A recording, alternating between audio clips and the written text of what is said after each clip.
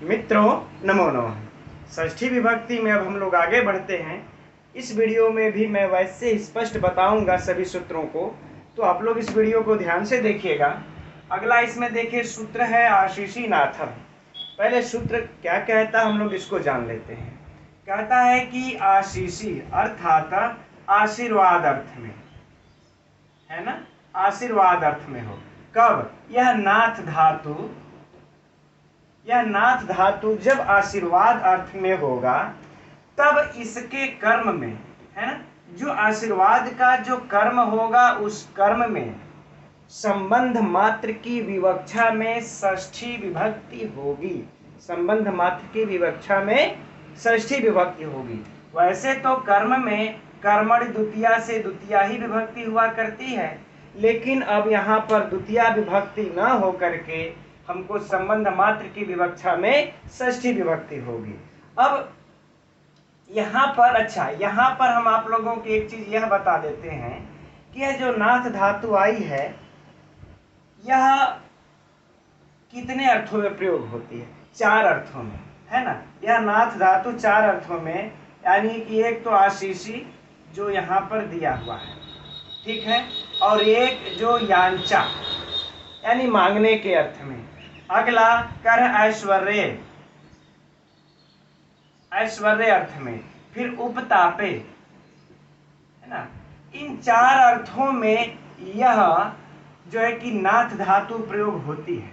लेकिन यहाँ पर कह रहे हैं कि जब यह नाथ धातु आशीषी अर्थात आशीर्वाद अर्थ में रहेगी, ठीक है ना, आशीर्वाद अर्थ में रहेगी, तभी उसके कर्म में विवक्षा में संबंध मात्र की विवक्षा में षष्ठी विभक्ति होगी। बाकी इन तीनों में आएगा तो इस सूत्र से नहीं होगी। बाकी जब आगे जो होगा वो देखा जाएगा। अब आगे बढ़ते हैं, इसमें इसका उदाहरण देते हैं।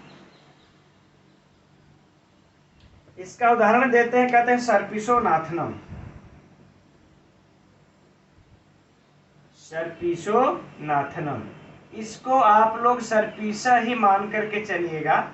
सर्पिशा मीन्स षष्ठी विभक्ति, है ना। घी के लिए आशीर्वाद, आशीर्वाद दे रहे तुमको कि घी तुमको प्राप्त हो, यह आशीर्वाद दे रहे हैं, है ना। तो यह नाथ धातु किस अर्थ में आई है? आशीषी अर्थ में, है ना। यह नाथ धातु किस अर्थ में आ गई हमको? आशीषी अर्थ में प्राप्त है। इसलिए यह जो नाथ धातु का जो कर्म है या सर्पिशा, यह क्या हुआ? कर्म। तो इसके कर्म में आशीषी नाथम सूत्र से संबंध मात्र की विवक्षा में षष्ठी विभक्ति होगी। फिर से ध्यान से सुन लीजिएगा, परीक्षा में जो प्रश्न पूछेगा, सर्पिशा में किस सूत्र से षष्ठी विभक्ति हुई है ना।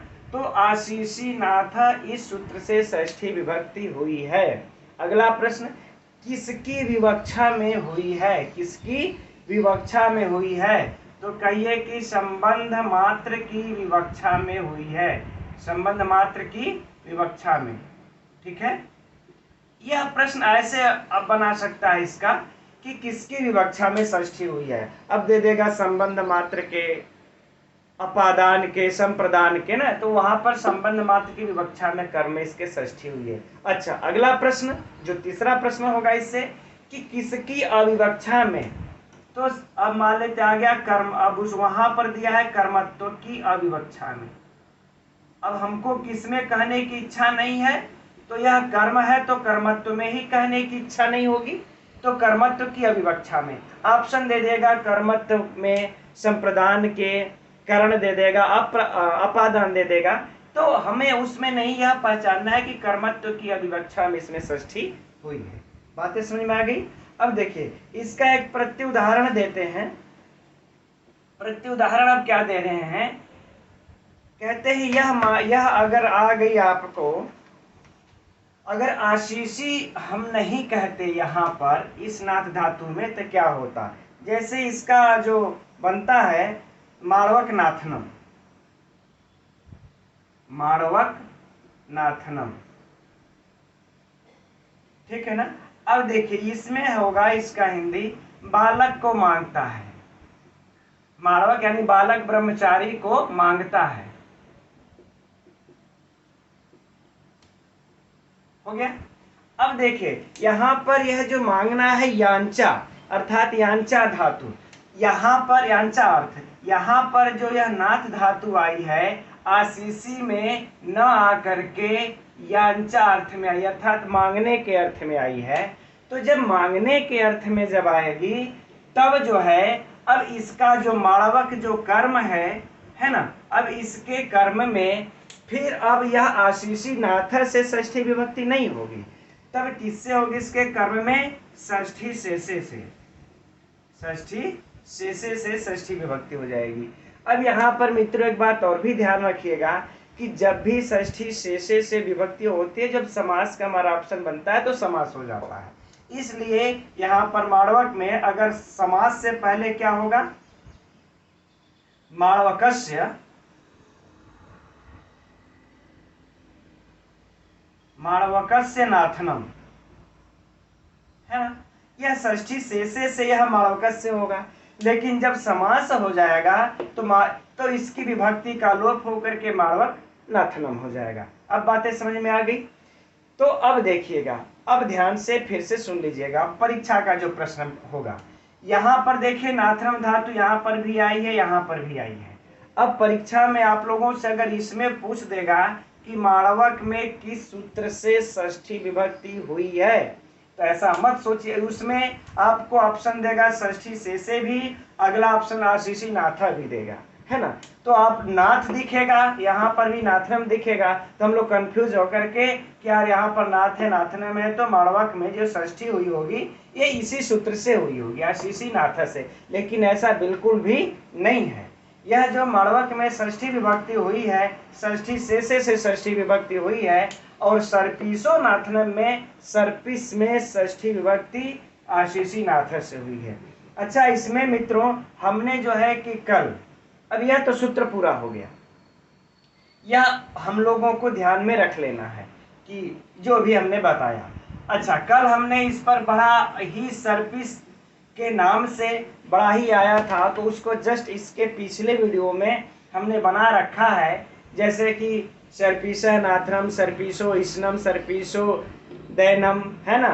तो इसमें कौन कौन सी सर्पिस के योग में विभक्तियां सर्पिस के आने पर होती है, पिछला वीडियो आप लोग देख लेंगे, बिल्कुल क्लियर हो जाएगा आप लोगों को। आइए अब हम लोग अगला सूत्र देखते हैं। अगला सूत्र है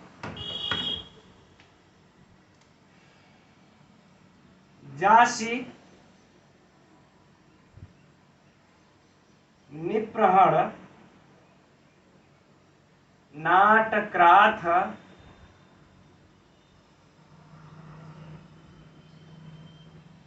पिशाम हिंसायाम। यह हमारा अगला सूत्र हो गया, ठीक है। अब इसमें देखिए क्या क्या कंडीशन रखते हैं। अच्छा, एक चीज और भी ध्यान दिए होंगे आप लोग कि ये यो अविदर्थस्य कर्ण सूत्र के बाद जितने भी सूत्र आ रहे हैं उसमें हम देखेंगे तो कर्मत्व की अविवक्षा में ही षष्ठी विभक्ति होती जा रही है। तो इस बात को भी जरा सा आप लोग अपने दिमाग में बैठा लेंगे तो परीक्षा के लिए सुविधा होगी। अब इसमें करें, देखिए जासी, यह धातु हो, है ना, जासी हो, और नी उपसर्ग पूर्वक प्र उपसर्ग पूर्वक हन धातु हो, है ना। एक तो कह दिए इन्होंने कि जासी धातु हो, फिर कह रहे हन धातु हो, लेकिन हन में नी और प्र उपसर्ग लगा हो, फिर कह रहे नाट धातु हो, क्रात धातु हो, है ना, नाट धातु और क्रात धातु हो। उसके बाद कह रहे कि पिस, पिस भी धातु हो। कितना बता दिए इन्होंने? नाट क्रात, यानी कि 1 2 3 4 5 इन धातुओं को याद रख लेना है। इन धातु, यह धातुएं पांचों जब हिंसायाम अर्थात जब हिंसा के अर्थ में होंगी, अब बातें समझ में आ गई। यह पांचों धातुएं जब हिंसा के अर्थ में होंगी तो उनके कर्म में संबंध मात्र की विवक्षा में षष्ठी विभक्ति होगी, है ना। इनके कर्म में इन धातुओं का जो कर्म होगा। अब आइए एक एक का हम लोग करके उदाहरण देखते हैं। अब देखिए पहला जो उदाहरण है, चौरस्यो जासनम, चौरस्यो जासनम, है ना। अर्थात कि चोर को मारता है, चोर को पीटता है। यहाँ पर देखिए उत उपसर्ग, यहाँ पर देखिए उत उपसर्ग पूर्वक जासी धातु से ल्युट प्रत्यय लग करके तब बनता है जासनम, है ना, उज्जासनम। क्या बनता है? उज्जासनम।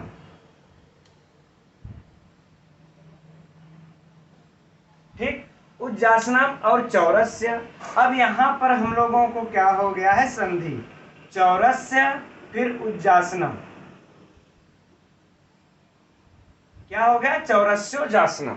तो यहां पर अब देखिए उत उपसर्ग पूर्वक जो जासी धातु जो आई है, यह जासी धातु यानी चोर को मारता है, चोर को पीटता है, यानी कि हिंसा हो रही है। यह जासी का अर्थ क्या हुआ? हिंसा हो रही है। तो हिंसा जब हो रही है तो इस जासी का जो कर्म चोर है, इस चोर में जासिनी प्रण नाट क्रात पिशाच हिंसायाम सूत्र से षष्ठी विभक्ति हो जाएगी। आगे बातें समझ में? ठीक, इसी का अगला उदाहरण हन धातु का, इसमें अब नी और प्र उपसर्ग लगा देना है। तो उसके लिए अब एक प्रश्न उठता है कि यार ये जो अब हम यहाँ पर इसको हम कब हम लगाएंगे?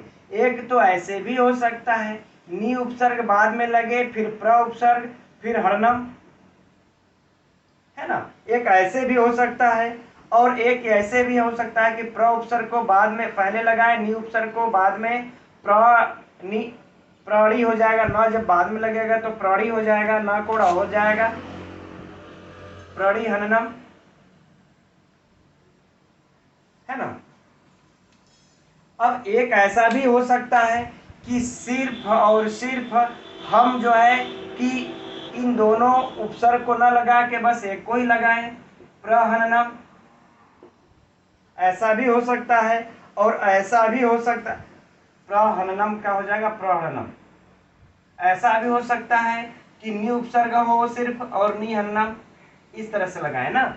तो कहने का तात्पर्य यहाँ पर तो स्पष्ट नहीं हुआ था कि नी प्र के साथ जो नी और प्र उपसर्ग के साथ जो हन धातु हो रही है वह इन दोनों के साथ में रहेगी या पहले कौन सी उपसर्ग रहेगा, ऐसा तो कोई क्लियर नहीं हुआ। लेकिन यहाँ पर ये कह रहे हैं कि चाहे नी पहले आए प्र बाद में आए, चाहे प्र पहले आए नी बाद में आए, चाहे केवल प्र ही आए चाहे केवल नी ही आए, है ना, तो भी कोई फर्क पड़ने वाला नहीं है। तो जब तो भी कोई फर्क पड़ने वाला नहीं है, उसके कर्म में, उसके कर्म जो चौर है, इस चौर में आपको षष्ठी विभक्ति ही होगी। इसका जो चौर जो कर्म है, इसके कर्म में, है ना, जा सिनी प्रण, इस सूत्र से संबंध मात्र की विवक्षा में षष्ठी विभक्ति ही होगी। तो हम लोगों को नी प्र आए चाहे इस पर तब तो कोई ध्यान ही नहीं देना है, क्योंकि इसमें ऐसा कुछ विशेष हम लोगों को ध्यान देने जैसा कुछ है नहीं। बस यह है कि नी कोई उपसर्ग लग करके हन धातु होनी चाहिए। अगर कोई भी उपसर्ग लग के बस अगर हन धातु यहाँ पर है तो हम इतना समझ लेंगे कि इसका जो कर्म चोर होगा इस सूत्र से षष्ठी विभक्ति होगी। अब बातें समझ में आ गई। अब यह हो गया दूसरा उदाहरण। अब तीसरा उदाहरण है नाट, है ना, तो उसका भी हो जाएगा चौरस्य उन्नाटनम। फिर इसमें भी आप लोगों को उत उपसर्ग पूर्वक नाट धातु से लुट प्रत्यय होकर उन्नाटनम बनता है, चौरस्य उन्नाटनम। तीसरा हो गया। अब चौथा इसका उदाहरण क्या बनता है? चौरस्य क्राथनम, चौरस्य क्राथनम। सबका अर्थ वही होगा, चोर को मारता है, चोर को पीटता है, चोर को मारता है, इसका भी अर्थ वही होगा, इसका भी, इसका भी, इसका भी, चोर को मारना या पीटना। तो हिंसा तो हो ही रही है। यहाँ पर क्रात, यहाँ पर नाट, यहाँ पर हन और यहाँ पर जास, यह चारों धातुएं हिंसा अर्थ में आई। तो और अभी एक पिसाम रह गया, है ना, वृषलस्य पेषणम, वृषलस्य पेषणम। यानी कि ब्रिसल को अर्थात शूद्र को पीसता है ना। तो शूद्र को पीसना मतलब उसको सताना, है ना, उसको प्रताड़ित करना, पीड़ा देना, तो हिंसा ही अर्थ हुआ। तो हिंसा अर्थ में आने के कारण या फेस धातु का जो कर्म ब्रिसल होगा, इसमें इस सूत्र से कर्म की विवक्षा में षष्ठी हो गई। तो कह रहे अगर हिंसा, अब इसमें करें हिंसायाम किम, अगर हिंसायाम नहीं कहते तो क्या फर्क पड़ जाता। अगर हिंसायाम नहीं कहते तब तो देखिए इसका एक प्रत्युदाहरण भी बनता है, धानापेषणम, है ना, धानापेषणम, यह प्रत्युदाहरण होगा। धानापेषणम, धान को पीसता है, तो धान को पीसता है तो यह कोई हिंसा नहीं हुई। तो जब हिंसा नहीं हुई तब इसमें जो है कह रहे तब इस सूत्र से षष्ठी विभक्ति नहीं होगी, है ना। धानस्य पेषणम, धान, तो कह रहे हैं कि धानस्य पेषणम, जब धान को पीसता है तो जब इस सूत्र से षष्ठी नहीं होगी तब कह रहे इसमें जो है षष्ठी से षष्ठी होगी। किससे षष्ठी? से षष्ठी होगी। जब षष्ठी से होगी तो यहाँ पर समास हो जाएगा, तब धानस्य में जो विभक्ति लगी रहेगी उसका लोप होकर के धानापेषणम हो जाएगा, है ना। तो यहाँ पर हम लोगों को अगर ऐसे दे दे धानापेषणम में किस सूत्र से षष्ठी विभक्ति हुई है, तो षष्ठी से हुई है, ठीक। और इधर पूछ दे इन सबों में किस सूत्र से षष्ठी विभक्ति हुई है, तो इस जाति निप्रहण वाले इस सूत्र से षष्ठी विभक्ति हुई है। किसकी अविवक्षा में हुई है? कर्मत्व की या कर्म की अविवक्षा में हुई है, ठीक है मित्रों। अब आइए हम लोग अगला उदाहरण देखते हैं, अगला सूत्र देखते हैं।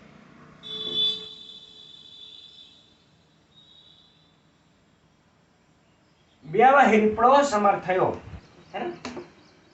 अगला सूत्र जो है वह यही है। आइए देखते हैं उसको।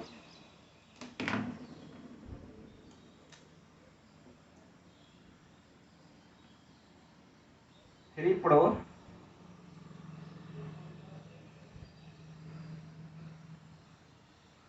समर्थयो। अब पहले हम लोग इसका अर्थ जान लेते हैं। हर में देखिए कर्मणि का हम पिछले भी वीडियो में बताए थे, जो कर्मणि का है वो हर सूत्रों में अनुवृत्ति चली आती है, और षष्ठी से की भी जहां पर आवश्यकता होगी। तो कह रहे व्यवहिरिपणो समर्थयो, कह रहे हैं बी उपसर्ग ले लीजिए, फिर अ उपसर्ग ले लीजिए, उसके बाद कह रहे कि ह्री धातु है, ठीक है। अब हरण अर्थ में ह्री हरणे जो होता है, इसके बाद कह रहे और क्या है, पण धातु, एक धातु ये हो गई, एक धातु हो गई पण। देखिए वी अव ह्री एक हो गया और पण क्या हो गया, यह दूसरा हो गया, यह दो ठो धातुएं हो। लेकिन समर्थयो, समर्थयो का अर्थ होता है कि समान अर्थ, यहाँ पर समान अर्थ हो, है ना। तो कह रहे इन दोनों धातुओं का जब समान अर्थ में आएंगी तब उनके कर्मण यानी कि कर्म में संबंध मात्र की विवक्षा में इसी सूत्र से षष्ठी विभक्ति होगी। अब बातें समझ में आ गई। अब समान अर्थ में क्या होगा, तो कह रहे जैसे जुआ खेलना और लेन देन करना, है ना, इन दोनों अर्थों में यह दोनों धातुएं प्रयोग होती है, अर्थात यह अर्थ इन लोगों के इस धातु के लिए समान अर्थ होता है ना। तो यहाँ पर जो होगा इस सूत्र से षष्ठी विभक्ति हो जाएगी। आइए उसका उदाहरण देखते हैं। शतस्य व्यवहरणम पढ़नम वा, है ना, अर्थात कि 100 रुपये का लेन देन करता है, 100 रुपये का लेन देन करता है या फिर 100 रुपये का वह जुआ में लगाता है, दोनों अर्थ। यानी कि यह व्यवहार में इसमें देखिए बी अ उपसर्ग पूर्वक ह्री धातु है, इसमें पण धातु है। अब इन दोनों का जो है क्या अर्थ होगा, यही ना कि 100 रुपये को जुआ में लगाता है या लेन देन करता है, समान अर्थ हुआ। तो इसका जो कर्म है यह शब्द, यह क्या है, कर्म है। तो इसके कर्म में संबंध मात्र की विवक्षा में इस सूत्र से षष्ठी विभक्ति होगी। किसकी विवक्षा में होगी? संबंध मात्र की विवक्षा में। किसकी अविवक्षा में होगी? कर्म की अविवक्षा में होगी। किस में होगी? सतस्य में होगी। किस सूत्र से षष्ठी होगी? व्यवहिर्प समर्थ्य सूत्र से होगी। यही इसका प्रश्न है मित्रों। दावा करता हूं कि इससे अलग बाहर को भी पूछ ही नहीं सकता परीक्षा में, क्योंकि इससे बाहर तो कोई कुछ प्रश्न बनता ही नहीं है। ठीक है, अब इसके लिए कह रहे हैं कि प्रत्युदाहरण दे रहे हैं कि अगर ये समर्थयो हम नहीं कहते, समान अर्थ अगर हम नहीं देते, तब क्या हो जाता? अगर हम समान अर्थ नहीं देते तो हो जाता शलाका व्यवहार। उसके लिए प्रत्युदाहरण दे रहे हैं, है ना? शलाका व्यवहार, इसका होगा कि सलाई की गिनती करता है ना, सलाई की गिनती करता है या फिर गणना करता है। ठीक, तो अब ये बताइए, अब यहां पर और देखिए, अब हम कह देंगे ब्राह्मण पढ़नम। ठीक है, अब इसका क्या हो जाएगा कि ब्राह्मण की स्तुति, ब्राह्मण की स्तुति। ठीक, अब देखिए यहां पर व्यवहार धातु है और यहाँ पर जो है कि पढ़नम यानी कि बी उपसर्ग पूर्वक हृ धातु है, यहाँ पर पण धातु है। लेकिन यहाँ पर जो हृ धातु है ये गिनती गणना करने के अर्थ में आ गई, यहाँ जो पण धातु है वह स्तुति करने के अर्थ में आ गई। यानी दोनों का एक समान अर्थ नहीं है। तो जब एक समान अर्थ नहीं है तो इस शलाका में और ब्राह्मण में इस सूत्र से फिर षष्ठी विभक्ति नहीं होगी। किससे होगी? इन दोनों में षष्ठी शेषे से होगी, है ना? षष्ठी शेषे से होगी और फिर इसका शलाकर से व्यवहार। जब भी षष्ठी शेषे से होगी तो समास हो जा रहा हो करके शलाका व्यवहार बन जाएगा। ब्राह्मण से पढ़नम, है ना? अलग अलग लिखेंगे, समास का विग्रह कर देंगे तो ब्राह्मण से पढ़नम, तो ब्राह्मण की स्तुति। अब समास होकर के ब्राह्मण पढ़नम, तो इसमें षष्ठी विभक्ति जो होगी षष्ठी शेषे से, क्योंकि इनकी जो ये है अर्थ जो है अलग अलग है, समान नहीं है। और यहाँ पर जो था सतस्य व्यवहारम पढ़नम अर्थात 100 रुपये की गिनती, 100 रुपये का जुआ लगाता है। हम पढ़नम कह लें चाहे इनका कह लें, वो जुआ ही होगा या लेन देन करना।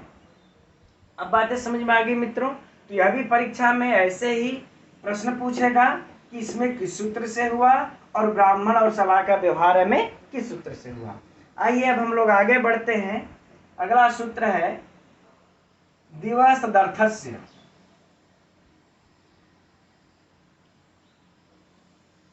है ना?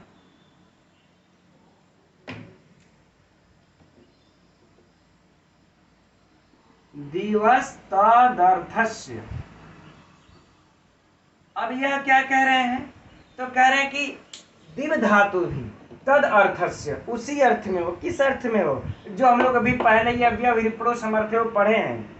तो कह रहे हैं अगर यह दिव धातु जब उसी अर्थ में होगी, अर्थात जुआ खेलना और क्रय विक्रय करने के लेन देन के अर्थ में जब होगी, तो इसमें भी इसके भी कर्म में संबंध मात्र की विवक्षा में षष्ठी विभक्ति होगी। जैसे उदाहरण स्वरूप देते हैं शतस्य दिव्यति, शतस्य दिव्यति 100 रुपये का जुआ खेलता है, इसका अर्थ हो जाएगा 100 रुपये का जुआ खेलता है या फिर 100 रुपये का लेन देन करता है। तो इसका भी वही अर्थ होगा जो यहाँ पर था, इसीलिए सूत्र में कह दी दिव धातु का भी तद अर्थस्य।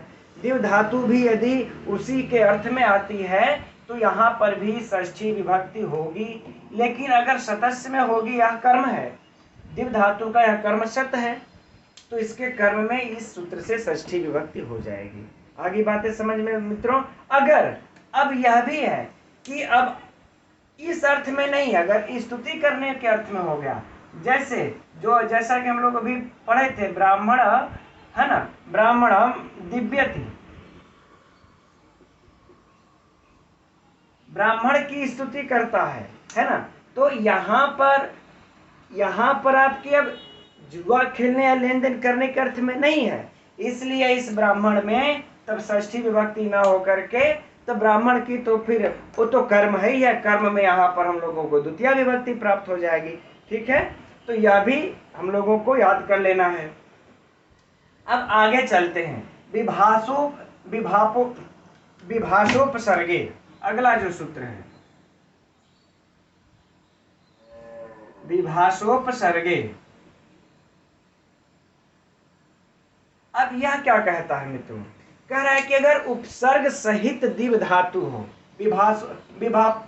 विभाषोपसर्गे यानी कि विकल्प से, इसी को हम लोग अब जोड़ेंगे इसके साथ। कह रहे हैं अगर दिव धातु के साथ उपसर्ग आ जाता है तो विकल्प से षष्ठी होगी। किससे षष्ठी होगी मित्रों? विकल्प से षष्ठी होगी। अब आइए, अब यह देखिए, यह इस सूत्र का यह विभाषोपसर्ग यह सूत्र अपवाद है। जैसे कहते हैं अब शतस्य, अब दोनों हो जाएगी, शतस्य भी और शतम भी। शतस्य में षष्ठी, शतम में द्वितीया। अब क्या हो जाएगा इसमें, देखिए उपसर्ग लग गया प्रतिदिव्यति, प्रतिदिव्यति यानी कि 100 रुपए का जुआ खेलता है या लेन देन करता है। तो यहाँ पर जब उपसर्ग नहीं रहेगा तो संबंध मात्र की विवक्षा में कोई विकल्प नहीं चलेगा, षष्ठी ही होगी। लेकिन कह रहे हैं अगर प्रति उपसर्ग लगा दिया जाता है तब एक बार तो आपको विकल्प से आपको जो है कि षष्ठी प्राप्त होगी, एक बार कर्मणि द्वितीया से यहाँ पर द्वितीया प्राप्त हो जाएगी। आगे बातें समझ में मित्रों? ठीक, अब आगे बढ़ते हैं हम लोग।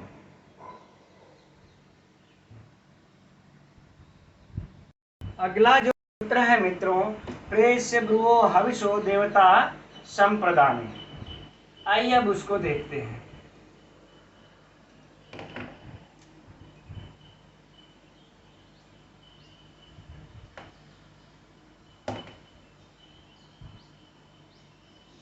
प्रेष्य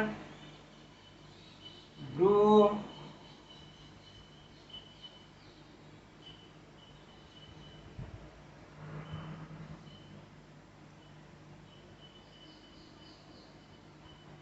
देवता संप्रदाने, है ना। प्रेष्य भ्रुवो हविषो देवता संप्रदाने। कह रहे हैं कि अब इसमें देखिए प्र उपसर्ग पूर्वक इस धातु हो, है ना। ठीक, प्र उपसर्ग के साथ आपकी इस धातु हो और इसके बाद कह रहे हैं आपका ब्रू धातु हो। इन दोनों का कर्म जब हविषो, हवि का वाचक हो, कर्म किस कैसा हो, कह रहे हवि का वाचक हो, हवि का वाचक हो, और वह हवि देवता संप्रदान है यानी कि देवता को देने के लिए, संप्रदान मतलब देने के अर्थ में जब होगी तो उसके यानी कि इसके कर्म में भी और जो हवि का वाचक जो होगा इन दोनों में ही षष्ठी विभक्ति होगी, है ना। अब आइए, अब इसको उदाहरण से समझते हैं, तब आप लोगों को ज्यादा डिक्लेयर हो जाएगा, है ना। अग्नये छागस्य हविषो, अग्नये छागस्य हविषो वपाया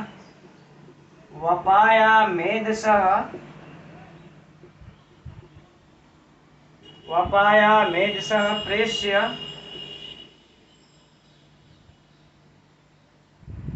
अनुब्रूहि वाह।